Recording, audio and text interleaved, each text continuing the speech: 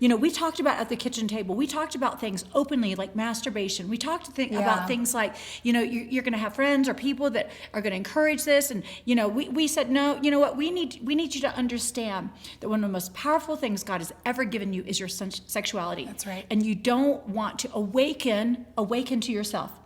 The Bible says, do not arouse or awaken love before it's time. And time is covenant. We don't want you to awaken to yourself. We want you to awaken in the right manner. And we don't awaken as lust. We want it to awaken as love. And so we had a lot of those conversations right over there around the dinner table.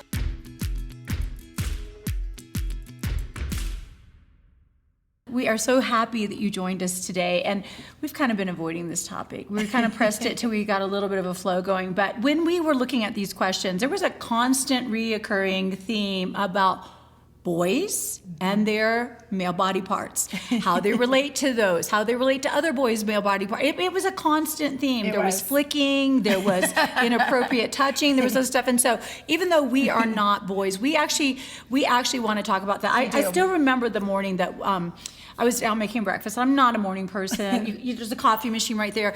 And I remember like making my coffee, and one of my sons came down, we'll not name him, came down and said, Mom, you know when you get up in the morning and your penis won't go down? And I was like, no, I actually don't know that. And he's like, I'm hitting it and it's not going down. I'm like, okay, and actually I don't want to know that, and I don't have a penis, but this is a very real thing. And one of the things I want to say is, you know, because we're women, we don't have a penis, we automatically associate penis with sexual. Right. And we don't want to make our boys feel shamed about their body parts. Mm-hmm. Yeah. I mean, these are body parts they're living with, and they do function different than female body parts. And, you know, we want to not like be so afraid because of what's bad out there that we make them feel bad about that and arouse the sin nature. It does. Arouse the law, you know, like don't touch, don't do it, you know, like don't even pretend like you don't have it. I mean, they're not going to do that. They're not going to ignore their penis. No. So what we want to do is we really want to empower them in healthy ways with appropriate touching and what's inappropriate. And,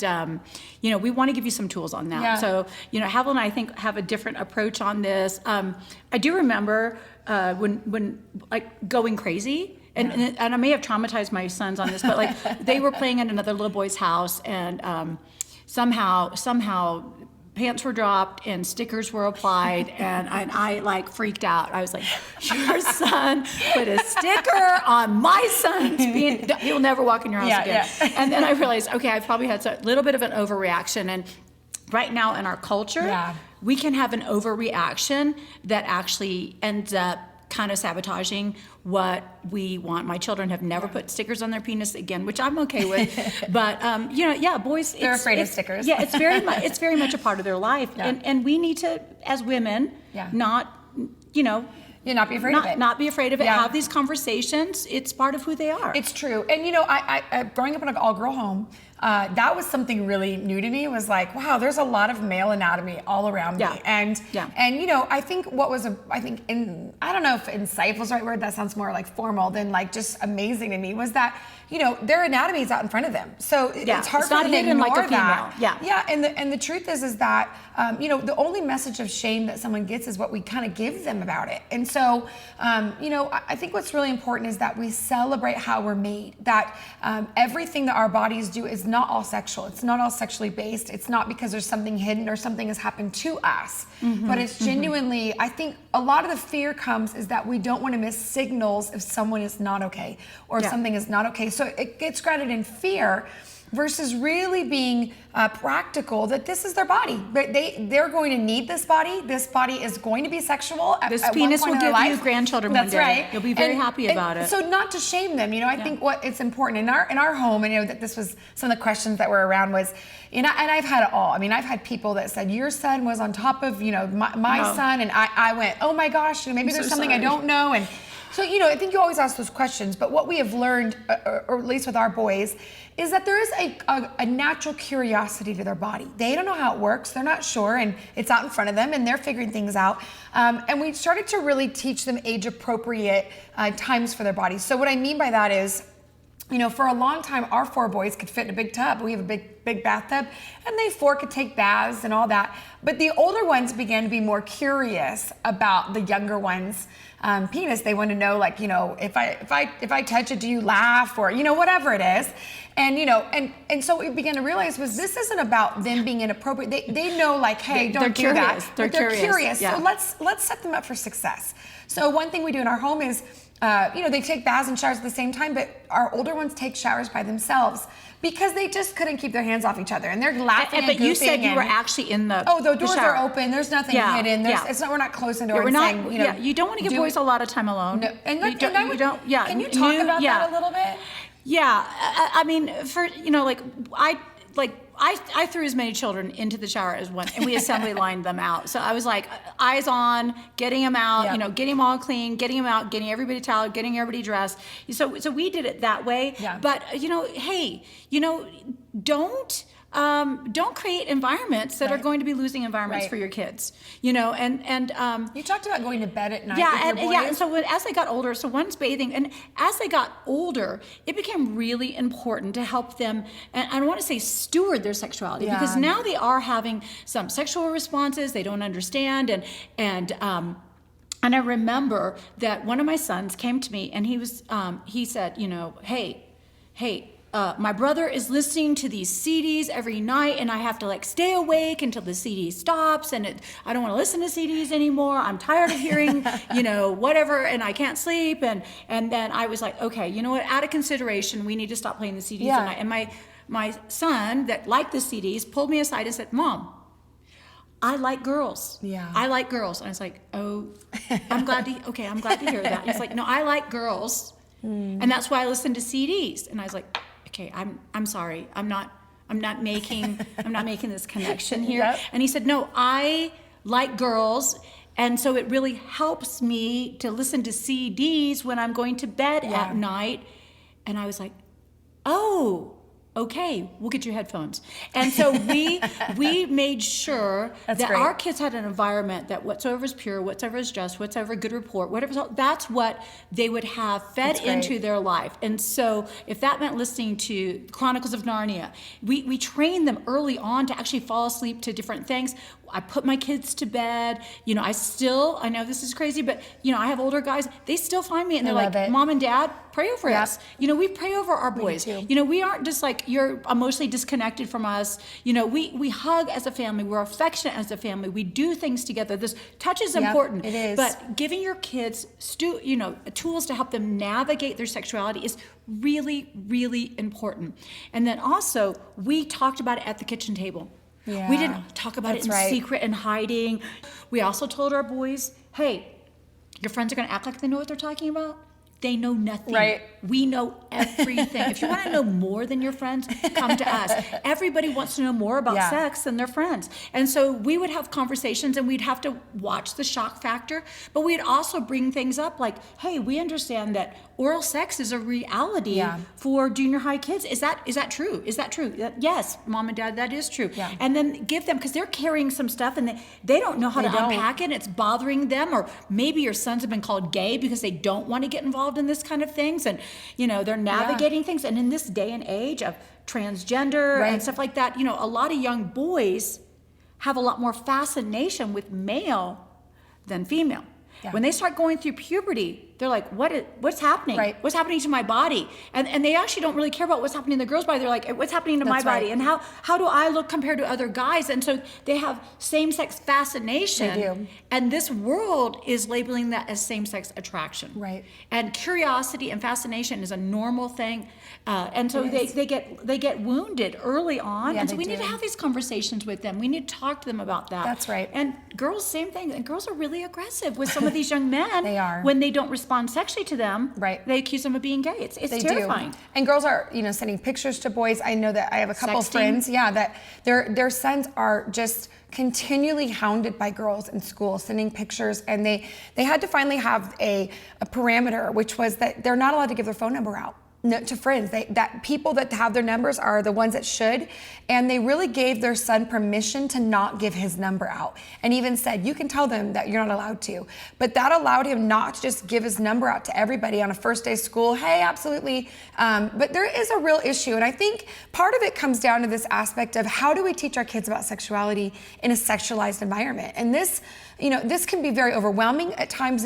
This can be like, well, it's just a sex talk. It's no big deal. No, it's a constant it's talk. A constant, it's not, sex talk sounds like it's a one-time thing. Exactly. It's a sex conversation. Yeah, and what we find is that, a lot of us have grown up in silent environments where it was never talked about. It was too private to talk about, or it was embarrassing, or, it was not a conversation that we ever heard out of our own parents' mouths. And the truth is that whoever tells you about something initially, the first time, becomes the expert in your life. It's your first impression. It's your first impression. So it really does affect you. And we also find is that there's kind of this environment of a saturated environment, which is basically our generation is learning about sexuality from movies, jokes, playground humor, but they're not, or maybe that it's just an act, but they're completely missing Intimacy, the spirit, soul, covenant, the pursuit, all of that. And we also learned that it's kind of a conflicted environment in the church, which is very simply, you shouldn't ever want it or be around it or talk about it before you're married. But when you're married, it should be euphoric and unbelievable. Yeah. So we have this really conflict, and then yes, yeah. exactly. So, what we really want to do is encourage you to get to your kids soon. And you say, well, how soon is soon enough? And everyone has their own time. You have your own children, and we want you to parent your children well, which means that you're the expert in your child's life. But for us, we're right in the middle. We have a 3, 5, 8, and 9. And we told our kids around 7. 7 was the age. Now that is even old. In many, European cultures, your kindergartners are learning sex very early on. So that might be too late. Do you think that's a good idea? I think if they're already being educated in school, then you need to beat them to it. So I think, so right there would be your cue. Yeah. If the school is tackling the education on sexuality for your kids, you need to preempt that, or you could try to pull your kids out, but then the other kids are going to tell them. The other kids are going to tell them. Then they're going to hear a really muddled thing of it. So you actually need to be earlier on that. Specifically with our European friends, like you guys know this. But I think what's really important is that you have tools. And so there's a couple things I recommend. There's a beautiful series called The Story of Me, and it goes from age 3 to 5, 5 to 8, 8 to 11, 11 to 14. It's called The Story of Me. And what it is it gives the 3 to 5-year-old the celebration of the body and celebration that mom and dad are different. And this is how there's a baby inside of a pregnant woman. And it kind of talks about all that.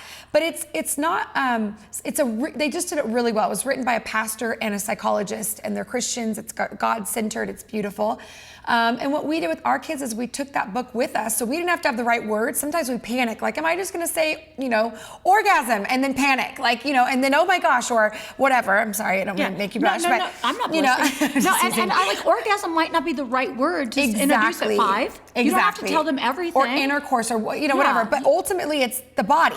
Yeah. So it's age appropriate. They've studied this. They've done it well. And we just read it to them. And we just said, if you have any questions, let us know. And we took our kids out. We made it a special day. Again, everyone has to do their own thing. We took them out. They wanted to go to Red Lobster. Red Lobster was like the key. Yeah, I'm so sorry. And so we sat around Red Lobster, and it was. We were like, they're like, we're so excited, and we're like, yeah, we are too. And just panicking, like, you want a margarita as a 3-year-old? So we're, as a 5-year-old, I'm teasing. I'm totally teasing. But I'm teasing in the fact that like this is going to be the biggest day of their life. They're going to hear something, and so we basically took them out and we read it to them, and we just said, do you have any questions? Mom and dad are here. We love you. We're the experts. And they were, the boys, they, of course, they're a little nervous. Like, oh, I didn't know that. They're always like, are you still doing this? Yeah, they do. They have a little panic. This? Like, wait, they do. When are you doing this? Yeah, exactly. 4 times, son. That's it. But then after that, it's a sense of troubling. And let's go get ice cream. I mean, they're not interested. Sometimes we over communicate what they're not ready to hear. Yeah. So you just want to beat them to educating them enough. And then so anyway, all that to say, that would be you need to be able to share this. You go, well, what about, dads or mothers, or how do we do it? You do what works for your family. We shared it together as a couple because we have 4 boys. And I didn't want sexuality to be off the table in my home. Yeah, and I like wanted the to have a guy-only verbal thing. Yep. Yeah. And you probably experienced that too. Yeah, I did send John out with one of my sons, and the son just thought it was hilarious. And he came in laughing, and he was like, "Dad thinks it's fun." Like that was the whole takeaway from it. And I was like, I feel like some things got lost in this whole communication of what actually was being. But we didn't use disparaging terms on any of it. We didn't dumb it down.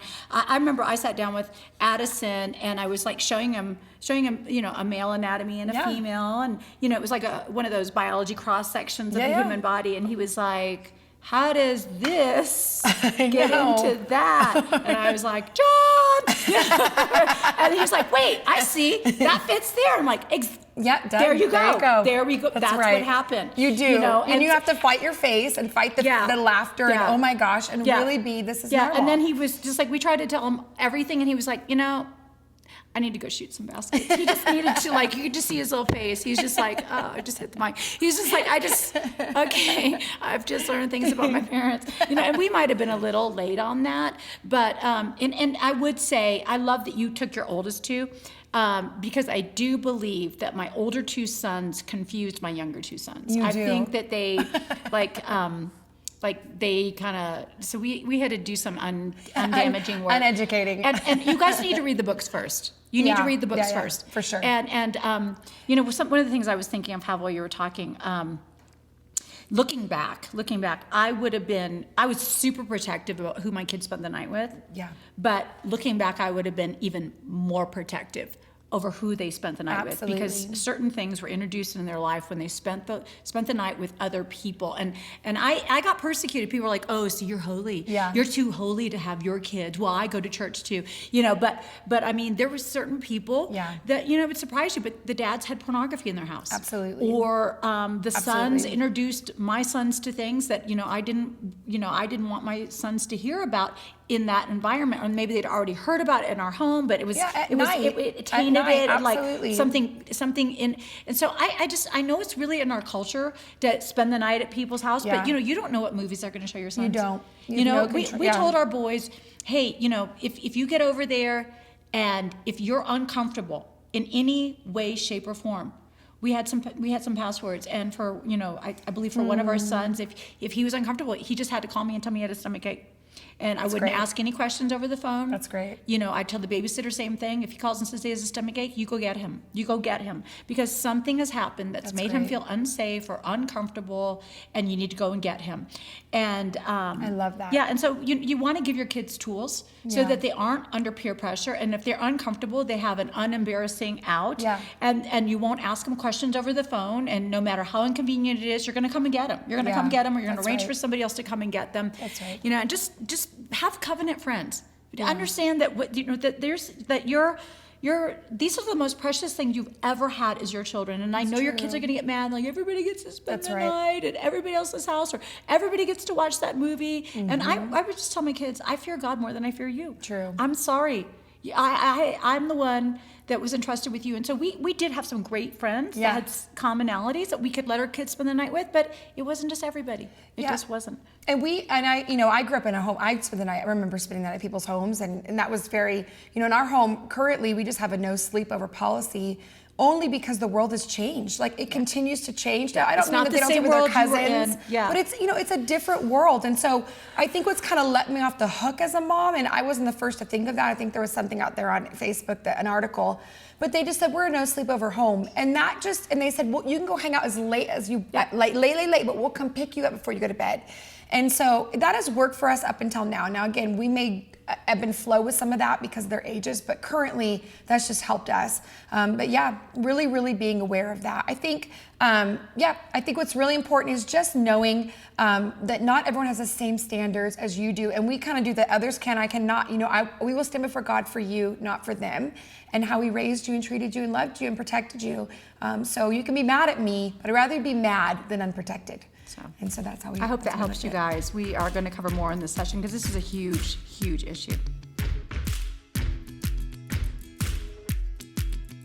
Okay, this is an important topic, and I want to talk to you about navigating your children's own curiosity about their bodies, because if you can make them comfortable asking you questions and talking about their body, there's a difference between anatomy and sexuality, then they will actually have a healthy approach to their sexuality later. So these things are kind of married with one another. So one of the tools that we talked about was The Story of Me. I would recommend that you get that book, start having that conversation with your children, but don't do it as just a back room alone thing. Talk about it at the dinner table. Have these conversations. Make it natural. If you make it scary, if you make it a big deal, your kids will want to hide it. You want them to talk to you about their sexuality. You want them to not be ashamed of anything in their body. You want them to have this amazing wonder and also reverence for their body, that they wouldn't misuse their body, that they wouldn't let anybody else misuse their body, that they have the boundaries, and that you have these conversations. So get the tools you need. The Story of Me is amazing. Say there is no conversation that is off limits. Be able to separate the anatomy from the sexuality, understanding that a healthy attitude toward your anatomy grows a healthy attitude towards your sexuality.